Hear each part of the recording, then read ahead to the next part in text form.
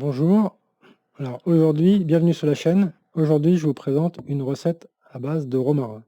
Je vous montre le résultat. Alors, c'est une purée de romarin.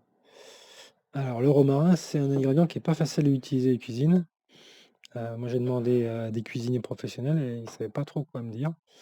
Là, c'est une recette que j'ai trouvée. Alors, je connais plusieurs recettes hein, sur le romarin. Et là, je vous en présente une qui est délicieuse. Et je vais vous montrer comment je fais la recette. Parce que c'est quand même le processus et les choix des ingrédients sont importants quand même dans la qualité du goût. Donc je vais vous révéler quelques secrets, de cuisinier, pour, le bon goût en général d'ailleurs. Donc le premier ingrédient, qu'il faut connaître absolument en cuisine, c'est l'huile d'olive. Pourquoi l'huile d'olive? Parce qu'en fait ça préserve les arômes. C'est-à-dire ça fait un film étanche sur les aliments pendant qu'ils cuit par exemple et les arômes vont se fixer dans les huiles.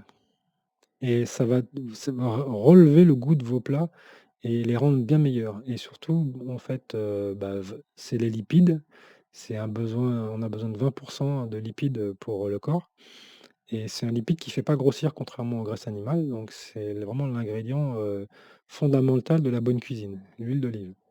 Donc on met de l'huile d'olive, dans la purée.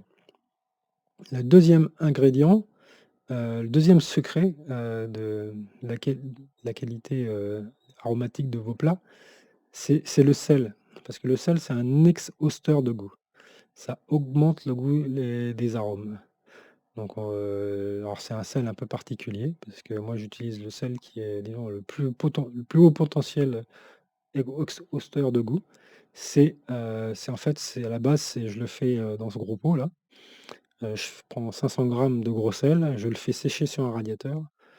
Une fois qu'il est bien sec, je le mets dans un blender et j'en fais du sel fin. En fait, c'est du gros sel fin à la base, qui est bien plus riche en oligo-éléments que la fleur de sel qui est en surface. Donc comme c'est plus riche et ça a un goût plus fort, c'est plus salant, du coup on en met moins et c'est quand même mieux de moins saler pour, le système, cardiovasculaire, le système veineux. N'aime pas trop le sel et les reins non plus n'aiment pas trop le sel. Donc vous allez améliorer la durée de vie de vos reins et avoir un système veineux de meilleure qualité si vous salez pas trop, d'où l'intérêt d'avoir un sel qui a un goût fort. Donc c'est tout l'intérêt d'utiliser, de faire son sel, voilà. Et ça vous coûtera 4 fois moins cher, hein, parce que alors le sel, c'est assez coûteux, hein, en fait. Et alors il y a un autre avantage, à utiliser le sel, à faire son sel, c'est que ça évite de mettre des anti-agglomérants. Donc le gros sel comme ça, on connaît bien l'inconvénient du gros sel, c'est qu'il capte l'humidité de l'air et il s'agglomère et il est inutilisable en salière comme ça. Mais il y a un truc, c'est qu'en fait, il suffit de le poser sur le radiateur ou au soleil et il garde son côté, vous voyez, il est bien fluide là, hein. On a un sel qui est fluide comme du sable. Donc ça, c'est le truc, il suffit de le mettre régulièrement sur le radiateur ou au soleil. Et ça force l'eau à quitter le sel et à être bien sec et ça évite d'utiliser les anti-agglomérants. Elle me dit: «Mais bon, les anti-agglomérants, pourquoi pas?» Non, non, pas les anti-agglomérants. Je vous explique.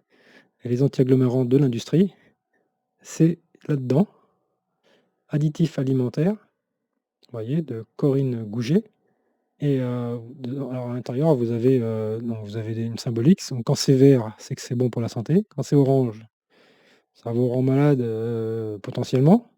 Et quand c'est rouge, c'est certain que ça va vous faire du mal. Ça va vous tuer. Cancer, enfin plein de choses, hein. Et donc, là-dedans, vous avez la liste des 150 additifs alimentaires de l'industrie. Donc ça a fuité des laboratoires. Un ingénieur qui a démissionné, a transmis ces données, après avoir fait les études des effets secondaires sur les additifs. Il les a transmis à Corinne Gouget qui les a publiés, qui a d'ailleurs été assassiné, hein, en remerciement à sa divulgation. Mais c'est toujours en vente et vous pouvez toujours en prendre connaissance. Oui, parce que la pharmacie, bon, bah, apparemment, pour vivre longtemps, il faut pas, s'attaquer à la pharmacie. Apparemment. Elle est morte dans des conditions, étranges. Voilà, donc voilà un secret, voilà les 2 secrets principaux pour la bonne cuisine, c'est, aromates, l'huile qui préserve les arômes et le sel qui augmente le goût. Voilà, il y a que ça à savoir. Moi, on m'a jamais appris la cuisine et ça a été bien long à apprendre ces petits secrets. Et alors donc dans cette purée, on met 3/4 de litre d'eau, on fait bouillir, on coupe le gaz et ensuite on met le lait d'amande qui va donner beaucoup de goût. Donc c'est 1/4 de litre, je rappelle, hein, 3/4 de litre d'eau, 3/4 de litre d'eau, 1/4 de lait d'amande. C'est écrit, en fait, pour rappel, c'est écrit sur la boîte, hein, le lait d'amande, je ne le fais pas bouillir pour garder son arôme et préserver ses nutriments. Si vous le faites bouillir, vous perdez tout l'intérêt gustatif et nutritionnel. Donc je mets ça à froid, enfin pendant que ça refroidit, je mets ça. Ensuite, je mets l'huile, tous les liquides d'abord. Et ensuite je remue un peu, hein, donc la spatule, hein, on remue. On met le sel. Moi, oui, ça peut augmenter le goût, hein, je sale pas mal, moi, personnellement, mais je fais du sport aussi. Et le plus important, le romarin. Donc, bah, vous faites à peu près, ça c'est chacun qui fait comme il veut, au niveau pour le dosage, hein. De toute façon, on voit la couleur, hein.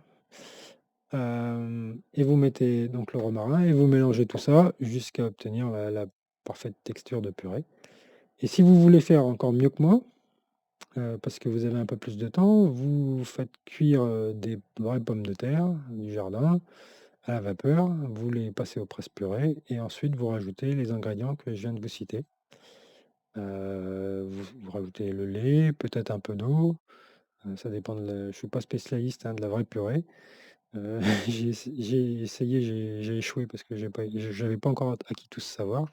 J'essayerai à l'occasion avec des vraies pommes de terre. Mais le résultat sera forcément supérieur parce qu'on a un ingrédient supérieur, la vraie pomme de terre. Personnellement, j'utilise des pommes de terre rouges.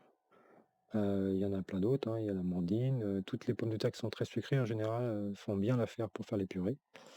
Alors les pommes de terre sucrées, c'est celles qui sont soit très jaunes, parce que riches en sucre et cetera et qui sont souvent idéales pour la purée.